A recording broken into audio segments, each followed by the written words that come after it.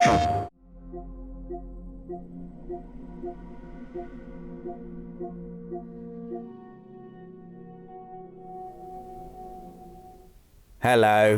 You've caught me comparing my trophy list to Alex's and wondering how anyone could ever be a trophy hunter. I've got nothing against the trophies themselves. I love playing games as much as the next person and getting that warm, fuzzy feeling when you beat a boss or complete a collectible set is one of the few experiences in life that still sends my heart racing, regardless of how burned out I am by adulthood. Having a family is incredibly fulfilling, and watching your daughter take her first steps is nothing compared to that platinum trophy animation. Don't show her this. But going out of your way to get platinums just gets harder and harder as life plods on. They are either impossibly difficult or just require a level of time and energy I do not have. There are some that are both of these things, and they are the platinums you may as well just not bother with, honestly. So here are the 7 hardest platinum trophies you will never unlock. Don't tell me you have them in the comments. Don't do it. Stop typing. Up first is Final Fantasy IX. Those of you expecting difficult platinums probably weren't expecting that as the first entry, were you? But Final Fantasy IX is my personal white whale. The game has its moments. For example, you have the Ultimate Sword Trophy for getting to Memoria on Disc 4 in under 12 hours, which effectively demands you cheat with the PS4's high speed mode booster on.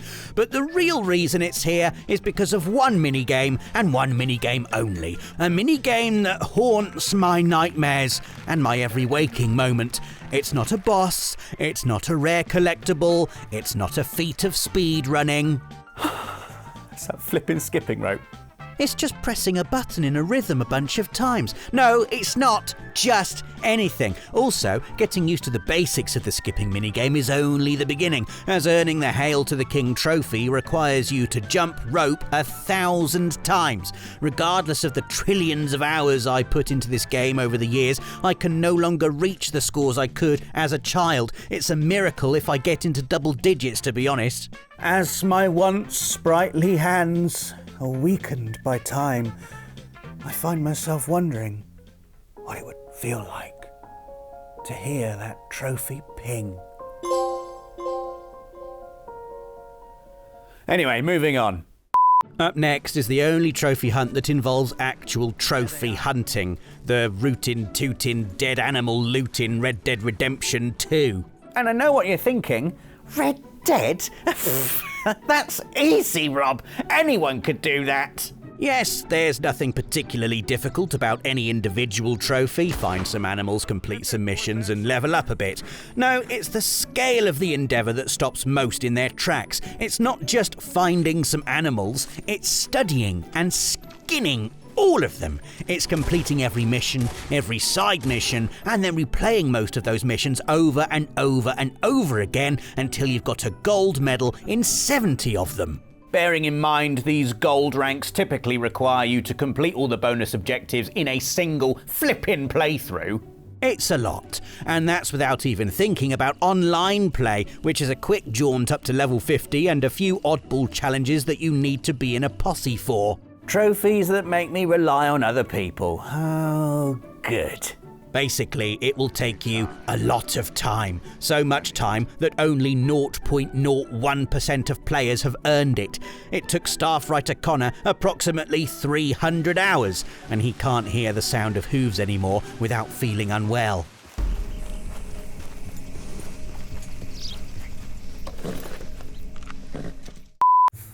Sorry, 1 second. Oh dear, it looks like you failed the perception check for entry number 3, so I'm afraid you can't watch this next part. If you are watching this, I'm going to assume you restarted the video and rolled again. Very big of you. Unfortunately, seeing this entry won't improve your chances of getting the Platinum Trophy for Baldur's Gate 3, because that's really hard, and that's why it's in this list. Only this Platinum isn't hard because of all the stuff you have to do, it's how easy all that stuff is to miss. Looks like it's time to roll for perception again. Baldur's Gate 3 is a game based all around freedom and choice, so you'd expect to go a few rounds with the Mind Flayers before getting that precious ping in the corner of your screen. but to have 43 missable trophies. 43 missables, Larian. 43! That's insane! It basically means starting a playthrough with one eye locked on the trophy list at all times. It's a bit like those people that have the Wikipedia page for a movie open while watching the movie, only they're insisting on making you see it the entire time as well. Oh my god, I love this scene. And did you know, Rob, many of those asteroids are actually potatoes. They just use potatoes. You totally think they're asteroids, but they're potatoes. Just out the ground. Do you see them? Look. A nice surprise for entry number 4, it's Wolfenstein 2, The New Colossus, a relatively short shoot-'em-up whose trophy list doesn't seem that colossus at first glance. You'll get most of the trophies for this in your first playthrough. Complete all the levels, upgrade a weapon to the max, stealth kill 10 enemies, easy. Then you have the few mop-ups for collectibles, a miscellaneous trophy for killing an enemy from 30 meters with a hatchet, I mean, that's a fun thing I'd be doing anyway, and even one for playing the in-universe version of the original Wolfenstein via Wolfstone 3D. Reminds me of the time I found this weird game at a car boot sale. Of course, you can see that I'm actively avoiding talking about the reason why this is on the list, the Mein Leben trophy, which I believe is German for "you're having a laugh." Don't look that up. You just complete the game on the hardest difficulty. Easy peasy, no problem. It'll be tough, sure, but I can just power through with checkpoints, right? Checkpoints? Checkpoints?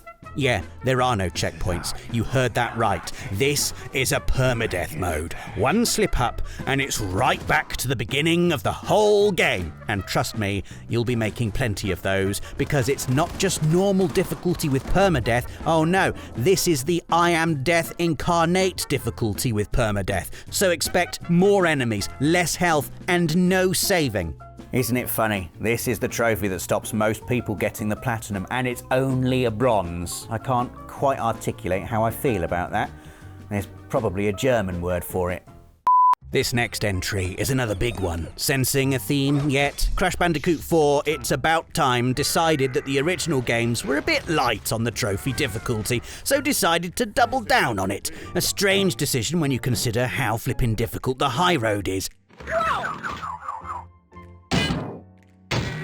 The issue is that they overcorrected so aggressively that even Rosie, gamer extraordinaire and Crash superfan, doesn't have the Crash Bandicoot 4 Platinum Trophy. Okay, I'm going to give you a word or a phrase, and I want you to tell me how that makes you feel. Got it. Parappa the Rapper. Happy. Astrobot. Overjoyed. Crash 4 Platinum. Oh God! What's the fuss about? Well, I'll tell you. You have to complete the game, then collect all the gems, then do all the time trials, earning platinum relics for every normal level, and make sure you've collected all the flashback tapes, which are bonus levels that you have to complete without dying, then get platinum relics on those, and play through the game in inverted mode, which means playing every level backwards, and as the rotten cherry on top of a mouldy cake, you then have to collect the insanely perfect relics. So, completing each level by collecting all the gems without dying. Not a single person I know would have the skill, time, or patience to do this without a real-life Aku Aku mask. So, you decided to go for the platinum in Elder Scrolls Online. That means you've obviously seen that besides the hundreds of hours you'll have to put in to complete all the quests, find all the collectibles, learn all the skills, become a vampire, become a werewolf, catch all the fish, clear all the dungeons, clear all the PvP dungeons, hit level 50, and mop up a few miscellaneous trophies, you'll have to also become the ruler of Tamriel.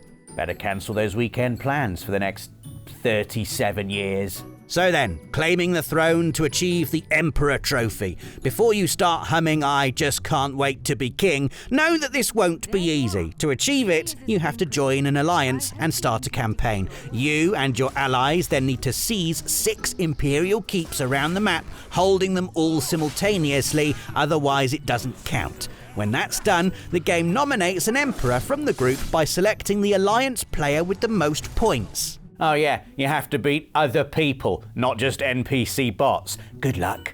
If you fail to be elected, you're in trouble because you'll have to wait for a rival alliance to claim the throne before you can have another crack at it, unless you decide to switch teams, but that's frowned upon.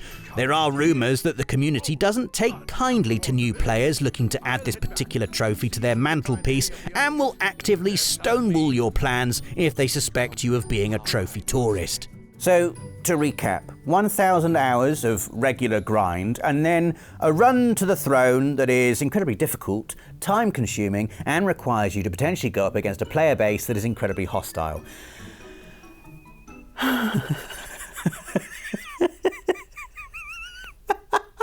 The final entry sends shivers down every trophy collector's spine. Apparently, the developers have a cruel sense of humour because they're asking some truly heroic feats for the big prize. This is a top-of-the-top tier trophy hunting challenge, and having this platinum in your collection marks you out as a gaming force to be reckoned with. Not even Platman has this one. Okay, I'm going to give you a word or a phrase, and I want you to tell me how it makes you feel. Got it. Trophies. Happy. Platinums. My core reason for being. Crypt of the Necrodancer Platinum. Here's the rundown. Beat the game once to unlock the All Zones mode. Complete that mode with all 6 characters and you'll unlock 3 more, even trickier characters that you have to beat the All Zones mode with. Well done. You've made it to the halfway point. Back to the default character for the final challenges now. Complete Deathless mode, that's completing 10 runs in a row without dying. Then brief respite in playing the OG mode with every character, again without dying, ouch. Completing that gargantuan task unlocks the final character, Coda, who makes the music go twice as fast and who can't lose their multiplier or step into gold without dying instantly. Double ouch. Anyway, you do an All Zones run with Coda. Well done. You've made it. Nearly. Only one more to go. The final challenge is to complete an All Zones run with every character without using a single item or shrine in a row without dying. Just why? Who hurt you? Brace yourself, games. Well, that brings us to the end of this list of the 7 hardest platinum trophies you will never unlock, and hopefully you've been put off trophy hunting for good. If you somehow haven't, then you can complete the following tasks to get the honorary access platinum trophy. Like and subscribe, hit the notification button, and leave a comment. If you were put off, do them anyway, and we'll cheer you up with another Friday feature at the same time next week. See you then. PlayStation